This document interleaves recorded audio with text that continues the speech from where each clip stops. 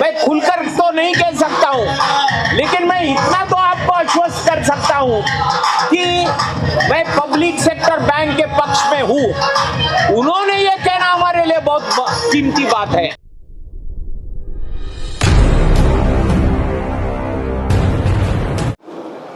भारत का एक ऐसा बैंक जिसने भारत के इंडस्ट्री को खड़ा करने में मदद की, जैसा कि बहुत सारी स्पीचेस में बोला लोगों ने कि बड़े बड़े बांध, बड़े बड़े औद्योगिक औद्योगिक क्षेत्र हैं, उनको इम्प्लीमेंट किया, SEZ को फाइनेंस किया आप लोगों ने। आज ऐसा क्या हो गया कि खबरें आ रही हैं कि अब IDBI को का भी डिसइन्वेस्टमेंट हो जाएगा और यहाँ का प्लेयर ना लेके कोई बाहर का प्लेयर ले लेगा, ऐसी खबरें उड़ रही है, तो क्या करेंगे उस पर? सबसे पहले आपका परिचय। Devidas Tuljapurkar, joint secretary All India Bank Employees Association और convener United Forum of IDBI Bank Officers and Employees Union. ये मुद्दा मूलतः नीति का मुद्दा है और ये गवर्नमेंट डबल स्टैंडर्ड बात करती है। एक तरफ सेल्फ रिलायंस की बात करती है और दूसरी तरफ धीरे से बैंकों को विदेशी लोगों के हाथ सौंपने वाली बात करती है। लेकिन आम आदमी को गुमराह किया जाता है, कभी मंदिर के मुद्दे के ऊपर, कभी कश्मीर के मुद्दे के ऊपर, या कभी प्रयागराज या कुंभ के नाम के ऊपर उनको भ्रमित किया जाता है। लेकिन मुझे लगता है आने वाले दिनों में जो फाइनेंशियल क्राइसिस है, वो क्राइसिस धीरे धीरे वो परपेचुएट होने वाला है, वो क्राइसिस एग्रीवेट होने वाला है। वो अगर देखा जाए तो आज नहीं कल गवर्नमेंट को इसके बारे में ज़रूर सोचना होगा। आज जो IDBI बैंक को बेचने वाली बात है, पहले तो ये गवर्नमेंट कह रही थी कि पूरा पब्लिक सेक्टर बैंकिंग हम प्राइवेटाइज करेंगे। बाद में उन्होंने कहा फर्स्ट फेज में हम 2 या 3 बैंकों का निजीकरण करेंगे और अभी गवर्नमेंट ये कह रही है कि हम सिर्फ IDBI बैंक का निजीकरण करने जा रहे हैं। दीपम जो डिपार्टमेंट ऑफ डिसइन्वेस्टमेंट है, उसके द्वारा ये कार्रवाई गवर्नमेंट ने शुरू की है। अभी गवर्नमेंट को ये प्रेस्टीज लगता है कि हमने अगर ये प्रोसेस विड्रॉ किया तो कहीं ना कहीं हमारी हार कहलाई जाएगी। मुझे लगता है आम आदमी का हित अगर सामने रखा जाए तो इस IDBI बैंक को प्राइवेटाइज करना ये आम आदमी के हित में नहीं है। लगातार ये बात होती रही है, NPA की बात बहुत होती है, IDBI के बारे में भी कहा जाता है, तो क्या ये फैक्टर है इस वजह से डिसइन्वेस्टमेंट हो रहा है या कुछ और है, या अपने दोस्तों को फायदा पहुंचाने के लिए? ऐसा कहा जाता है कि अपने कुछ लोगों को फायदा पहुंचाने के लिए किया जा रहा है। असली रीजन क्या है? पॉलिसी वाइज तो आपने कहा जब बैंकों का राष्ट्रीयकरण हुआ तो किस लिए हुआ था कि देश की सिर्फ NPA वाली बात भी नहीं है। विलफुल डिफॉल्टर्स भी 800 से ज़्यादा है। विलफुल डिफॉल्टर इसका मतलब जो पैसे वापस कर सकता है वो जानबूझकर पैसा वापस नहीं करेगा। और तो बैठो बैंक के अंदर, आपको तो पता होगा कौन कितने नहीं, ये तो उनकी वेबसाइट पे भी उनको पब्लिश करना पड़ता है। उसकी जो लिस्ट है वो सिविल के वेबसाइट पे भी मिलेगी, IDBI के विलफुल डिफॉल्टर्स कितने हैं। तो पहली उनकी जिम्मेदारी बनती है कि उनके अगेंस्ट क्रिमिनल प्रोसिक्यूशन इनिशिएट करना चाहिए। आज मैं महाराष्ट्र से बिलोंग करता हूँ। महाराष्ट्र में 1 लाख रुपए का कर्जा वापस नहीं कर पाया, इसलिए फार्मर सुसाइड कर रहा है। और यहाँ करोड़ों रुपए बैंकों को डुबाए हैं। वो लोग विलफुल डिफॉल्टर के तौर पे क्लासिफाई किए जाते हैं, लेकिन उनके ऊपर कोई कार्रवाई नहीं होती। कौन है ये लोग? क्या इनका पॉलिटिकल इन्फ्लुएंस है या बहुत कोई ऐसी जगह से ऐसे पदों पर है या फिर ऐसे इंडस्ट्रियलिस्ट है जिनके ऊपर किसी का हाथ है? किसका हाथ है, कुछ कहना चाहेंगे? ये गवर्नमेंट या पॉलिटिकल पार्टीज जो है वो, और ये जो कारपोरेट बोरोअर्स है उनकी साठगांठ की बात है।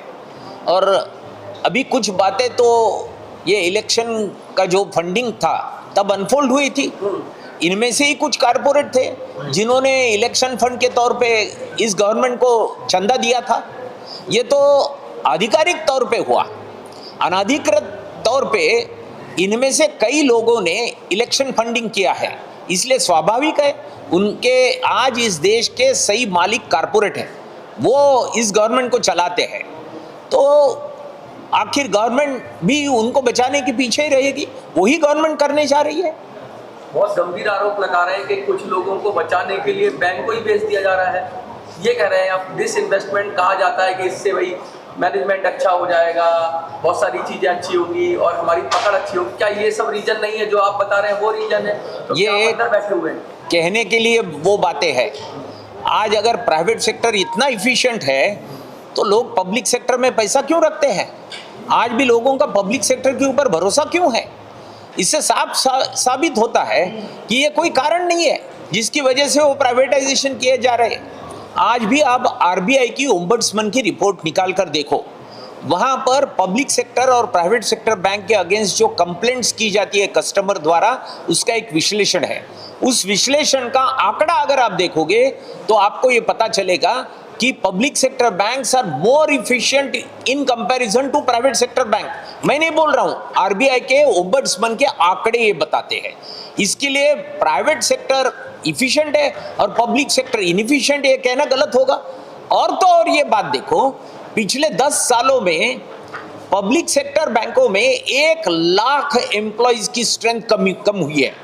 डेथ रिटायरमेंट रेसिग्नेशन की जगह नहीं भरी है। और वहीं पर प्राइवेट सेक्टर बैंकों में 5 लाख लोगों को रिक्रूटमेंट हुई है। ये दो आंकड़े कंपैरिजन करोगे तो आपको पता चलेगा। मुझे लगता है गवर्नमेंट की पब्लिक सेक्टर बैंक को बर्बाद करने की यह साजिश है। प्रश्न था अगला, कहीं ऐसा तो नहीं है कि प्राइवेट सेक्टर की जो बैंकें हैं उनको ऊपर उठाना है और इसको अपने क्षेत्र को बर्बाद करो जिससे उनको फायदा हो? जैसे बिल्कुल साफ यही बात है। BSNL के साथ भी ऐसा ही हुआ कि उसको रोक दिया गया, कई वजहों से उसको नई टेक्नोलॉजी से रोका गया, नई तरीके रोका गया। सही है। क्या लग रहा है कि सरकार खुद ही इसको स्लो पॉइजन दे रही है? क्या लगता है आपको? सही है, बिल्कुल सही है।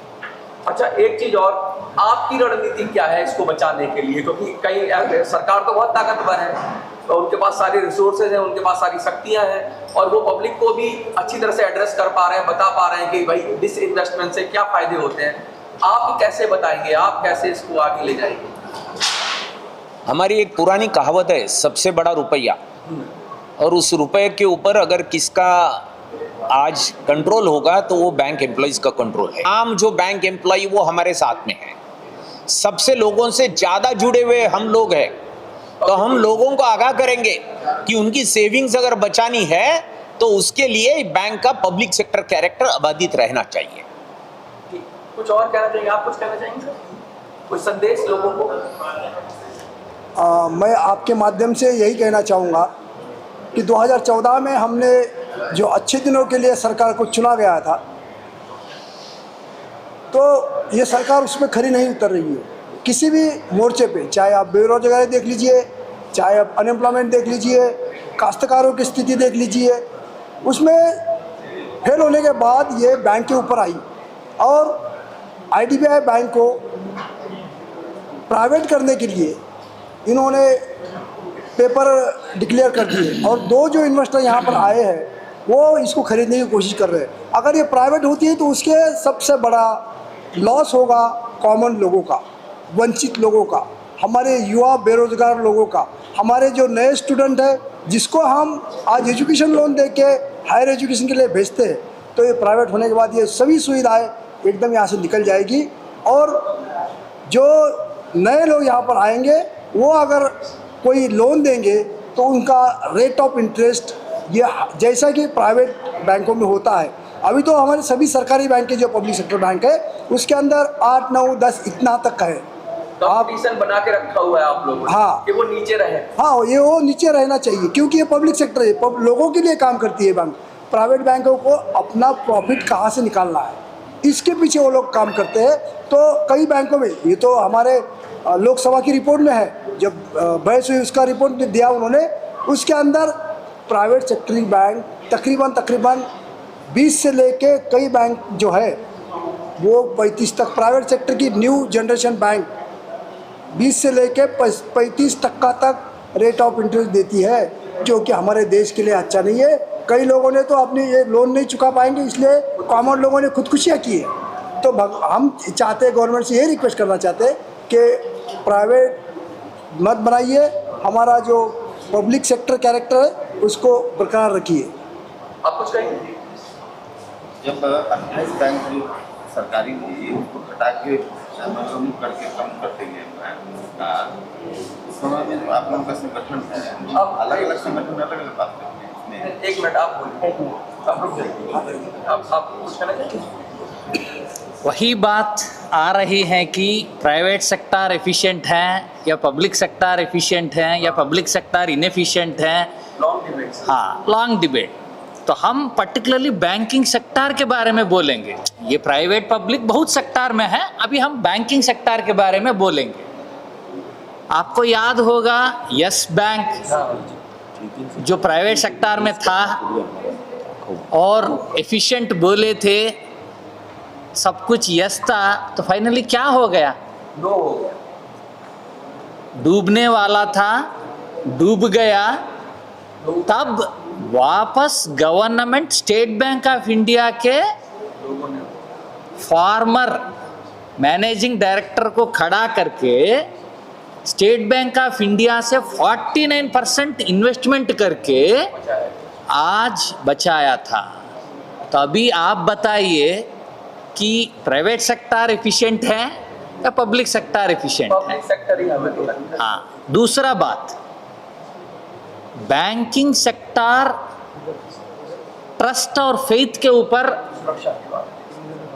चल रही है, तो वो ट्रस्ट एंड फेथ आपको आम कस्टमर को सॉवरेन गारंटी, 100%। जो सेंट्रल गवर्नमेंट का शेयर होल्डिंग 51% एंड अबव होने से सॉवरेन गारंटी है, उसके तरफ से आ रहा है, जो प्राइवेट सेक्टर में वो नहीं है। तो इसके पहले एक बैंक था ग्लोबल ट्रस्ट बैंक, अभी ग्लोबल नहीं था, ट्रस्ट भी नहीं था, तो फाइनली क्या हुआ? उसको ओरिएंटल बैंक ऑफ कॉमर्स में मर्ज करना पड़ा। तो प्राइवेट सेक्टर बेहतर है या पब्लिक सेक्टर बेहतर है, ये मुद्दा आएगा तो बैंकिंग सेक्टर में पब्लिक सेक्टर ही बेहतर है। इसके लिए तो नेशनलाइजेशन हुआ है 1969 एंड 1980 में। नहीं तो आम जनता का जो पैसा है, हार्ड एंड मनी, जो Punjab and Maharashtra cooperative bank में जो हुआ है, वही स्थिति फ्यूचर में किसी को नहीं होना चाहिए।